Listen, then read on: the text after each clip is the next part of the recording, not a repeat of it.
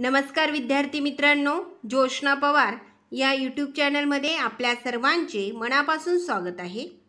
आज आपण इयत्ता 6वीच्या वर्गाचा इतिहास या विषयाचा तास घेणार आहोत।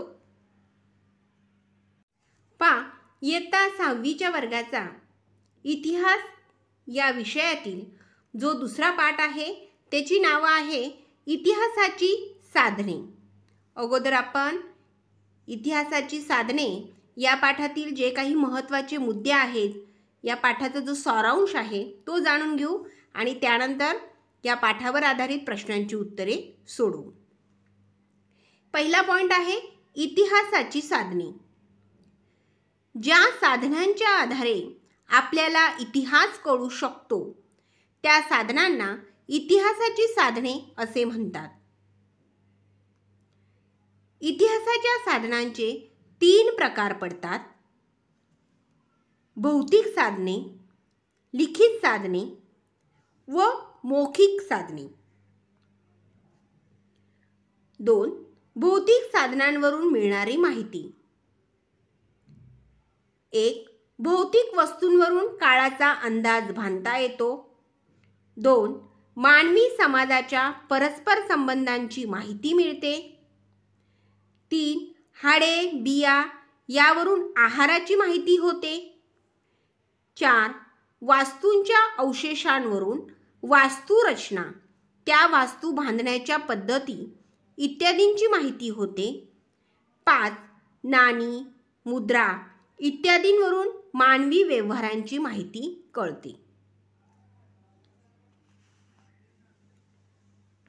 पुढचा पॉइंट आहे लिखित साधने। अश्मयुगातील मानव आपल्या भावना चित्रातून व्यक्त करीत असे। नोंदी ठेवण्यासाठी तो प्रतीके व चिन्हे यांचा वापर करी।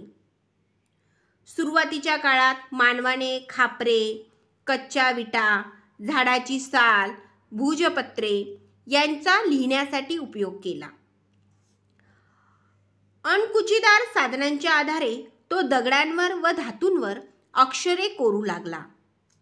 दानपत्रे, आज्ञापत्रे, प्रवास वर्णने, काव्य इत्यादी लिखित साधनातून तत्कालीन मानवाचे धार्मिक तसेच सामाजिक जीवन समजण्यास मदत होते।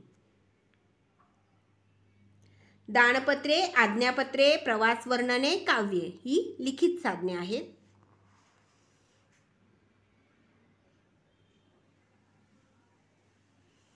पुढचा पॉइंट आहे मौखिक साधने। काही साहित्य पिढ्यानपिढ्या मौखिक परंपरेने जतन करून ठेवलेले असते। अशा लोकसाहित्याचा कर्ता अज्ञात असतो। आपले वैदिक साहित्य, पुराणे, जैन व बौद्ध साहित्य सुरुवातीस मौखिक परंपरेनेच जतन केले गेले, नंतर ते लिखित स्वरूपात आले। पुढचा जो पॉइंट आहे इतिहासाच्या साधनांचे वर्गीकरण। या ठिकाणी इतिहासाची जी 3 साधने आहेत, भौतिक साधने, लिखित साधने आणि मौखिक साधने, त्यांचे वर्गीकरण केलेले आहे। भौतिक साधनांमध्ये येतात भांडी, नाणी, किल्ले, मणी, धान्याचे कण, वास्तू, प्रार्थनास्थळे, स्तंभ, गुहा व गुहाचित्रे, हत्यारे आणि अलंकार ही आहेत भौतिक साधने। पुढे आहेत लिखित साधने कोणती आहेत, तर ताम्रपट, शिलालेख, वैदिक जैन बौद्ध ग्रंथ, प्रवास वर्णने, पुराण ग्रंथ, पोवाडे, स्तंभालेख, भूजपत्रांवरील लेख आणि आज्ञापत्रे ही आहेत लिखित साधने। पुढचा पॉइंट आहे मौखिक साधने। चालीरीती, परंपरा, लोककला, लोकसाहित्य, ओव्या, भजन आणि लोककथा ही आहेत मौखिक साधने।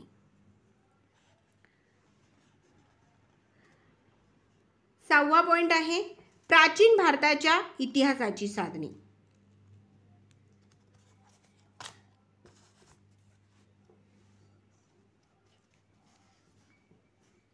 अश्मयुग ते इसवी सनाच्या 8व्या शतकापर्यंतचा कालखंड हा भारताच्या इतिहासाचा प्राचीन कालखंड मानला जातो।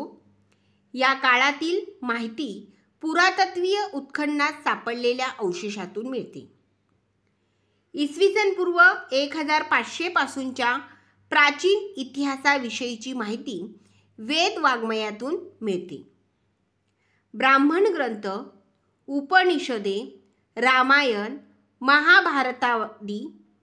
महाभारतादी ग्रंथ, जैन बौद्ध वाङ्मय अशा प्राचीन ग्रंथातून, नाटके, काव्ये, प्रवास वर्णने, स्तंभालेख, शिलालेख इत्यादींवरून, उत्खननातून सापडलेल्या वस्तू, वास्तू, नाणी इत्यादी भौतिक साधनांच्या मदतीने. इतिहास लेखनाबाबत घ्यावयाची काळजी. काय काळजी घ्यायची इतिहासाचे लेखन करताना? मिळालेला मजकूर कोणी व का लिहिला, केव्हा लिहिला याची छाननी करायला हवी. विश्वासार्ह साधनांच्या आधारे निष्कर्ष पडताळून पाहायला हवे. इतिहास लेखनात चिकित्सेला फार महत्त्व असते. पुढे आपली प्रश्न उत्तरे पहा. प्रश्न क्रमांक 1, कंसातील योग्य पर्याय निवडून पुढील विधाने पूर्ण करा. 1. अश्मयुगातील माणसाने त्याच्या जीवनातील अनेक प्रसंग आणि भावना टिंबटिंब व्यक्त केल्या आहेत. त्याचे उत्तर आहे चित्रातून. अश्मयुगातील माणसाने त्याच्या जीवनातील अनेक प्रसंग आणि भावना चित्रातून व्यक्त केल्या आहेत. दुसरा प्रश्न पहा, या ठिकाणी पूर्ण वाक्यात उत्तरही दिलेले आहे. हजारो वर्षे उलटल्यानंतर माणसाला टिंबटिंब कला अवगत झाली. त्याचे उत्तर आहे लिहिण्याची. हजारो वर्षे उलटल्यानंतर माणसाला लिहिण्याची कला अवगत झाली. तिसरी रिकामी जागा. भारतातील अश्मयुगाविषयीची माहिती टिंबटिंब मिळते. त्याचं उत्तर आहे पुरातत्वीय उत्खननातून. भारतातील अश्मयुगाविषयीची माहिती पुरातत्वीय उत्खननातून मिळते. या ठिकाणी तुम्हाला पूर्ण वाक्यात लिहिलेलं आहे. चौथा प्रश्न. प्राचीन भारतात मानवाने लिहिण्यासाठी टिंबटिंब वृक्षाच्या सालींचा उपयोग केला. उत्तर आहे भुज. भुज वृक्षाच्या सालींचा उपयोग केला. आवश्यकता वाटल्यास स्क्रीनशॉट काढून घ्या.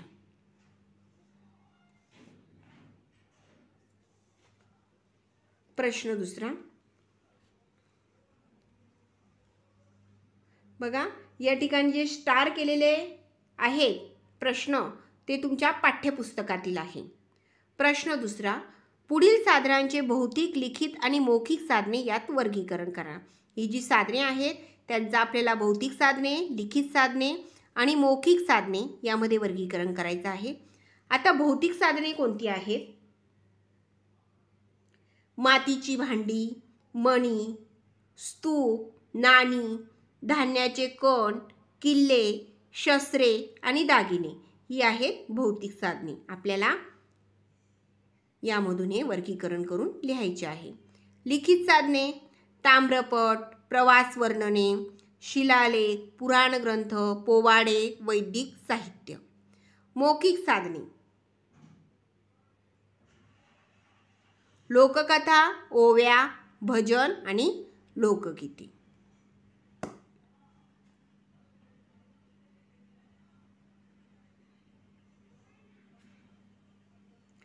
प्रश्न तिसरा. अशा वेळी तुम्ही काय कराल? बघा, हा देखील प्रश्न पाठ्यपुस्तकातील आहे. तुम्हाला एक जुने नाणे सापडले आहे. या ठिकाणी 3 पर्याय दिलेले आहे. आपल्याला योग्य पर्याय निवडायचा आहे. तुम्हाला एक जुने नाणे सापडलेले आहे. त्याचं उत्तर येणार वस्तू संग्रहालयात जमा कराल. आणि या ठिकाणी पूर्ण वाक्यात उत्तर लिहिलेले आहे. सापडलेले जुने नाणे वस्तू संग्रहालयात जमा करणार. दुसरा प्रश्न. तुम्ही मित्रांसमवेत वस्तू संग्रहालय पाहायला गेलात तर काय करणार आहे? या ठिकाणी 3 पर्याय दिलेले आहेत. एक पर्याय आपल्याला बरोबर लिहायचा आहे. योग्य पर्याय आहे संग्रहालयातील वस्तूंची माहिती मिळवणार. हे बघा या ठिकाणी उत्तर सुद्धा दिलेलं आहे. तुम्ही मित्रांसोबत वस्तू संग्रहालय पाहायला गेलात तर वस्तू संग्रहालयातील वस्तूंची माहिती मिळवणार. चौथा पहा, पुढील प्रश्नांची प्रत्येकी एका वाक्यात उत्तरे लिहा. हे 3 जे प्रश्न आहेत ते तुमच्या पाठ्यपुस्तकातील आहे. पहिला प्रश्न, सुरुवातीच्या काळात लिहिण्यासाठी कोणत्या साहित्याचा उपयोग केला जाईल?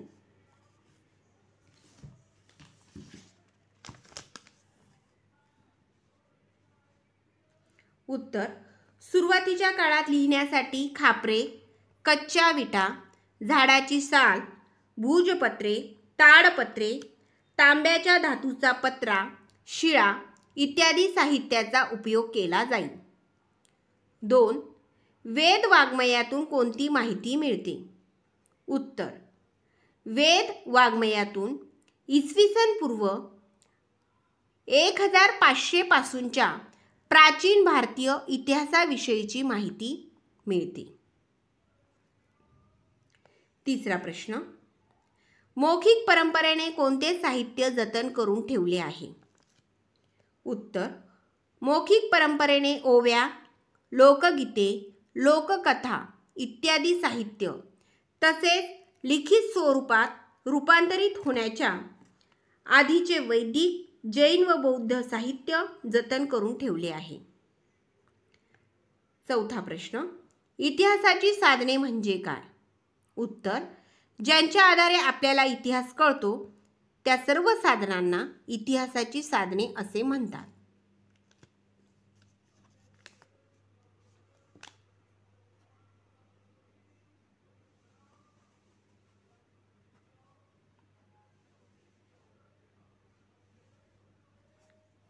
पाचवा प्रश्न, इतिहासाच्या साधनांचे 3 प्रकार कोणते? उत्तर, इतिहासाच्या साधनांचे भौतिक साधने, लिखित साधने व मौखिक साधने असे 3 प्रकार पडतात. 6वा प्रश्न, सुरुवातीच्या काळात नोंदी करण्यासाठी माणूस कशाचा वापर करीत असे? उत्तर, सुरुवातीच्या काळात नोंदी करण्यासाठी माणूस प्रतीके, चिन्हे यांचा वापर करीत असे. 7वा प्रश्न, कोणता कालखंड हा भारताच्या इतिहासाचा प्राचीन कालखंड म्हणून मानला जातो? उत्तर, अश्मयुगीन काळापासून इसवी सनाच्या 8व्या शतकापर्यंतचा कालखंड हा भारताच्या इतिहासाचा प्राचीन कालखंड म्हणून मानला जातो.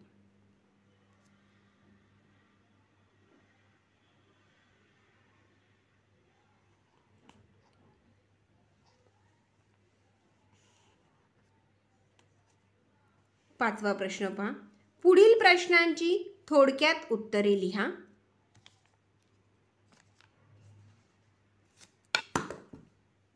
पहिला प्रश्न,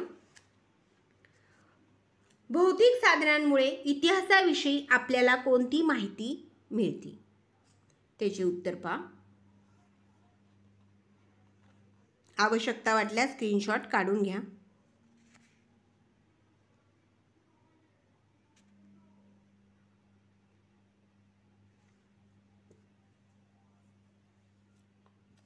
दुसरा प्रश्न, मानवाची लेखनकला कशी विकसित झाली?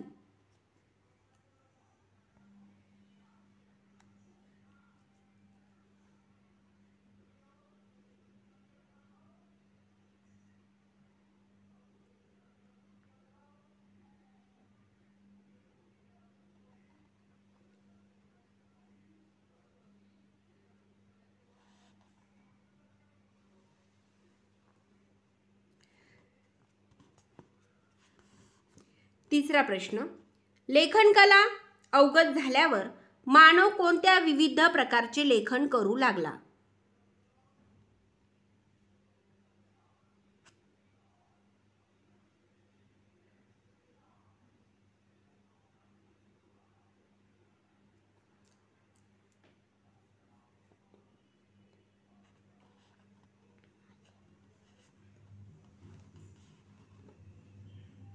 चौथा प्रश्न, प्राचीन भारताचा इतिहास आपल्याला कोणत्या साधनांच्या आधारे मिळवता येतो?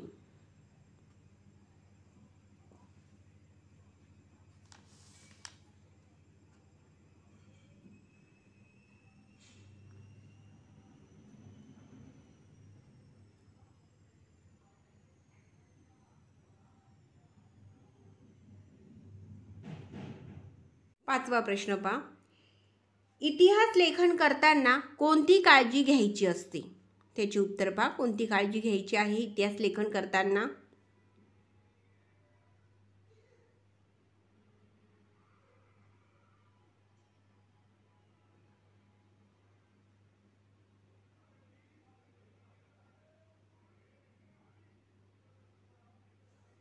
पुढचा आहे मुक्तोत्तरी प्रश्न. तुमच्या परिसरात असणाऱ्या एखाद्या पुरातन प्रार्थनास्थळाला भेट देऊन तुम्ही कोणती माहिती मिळवाल? त्याचे उत्तर या ठिकाणी देण्यात आलेले आहे.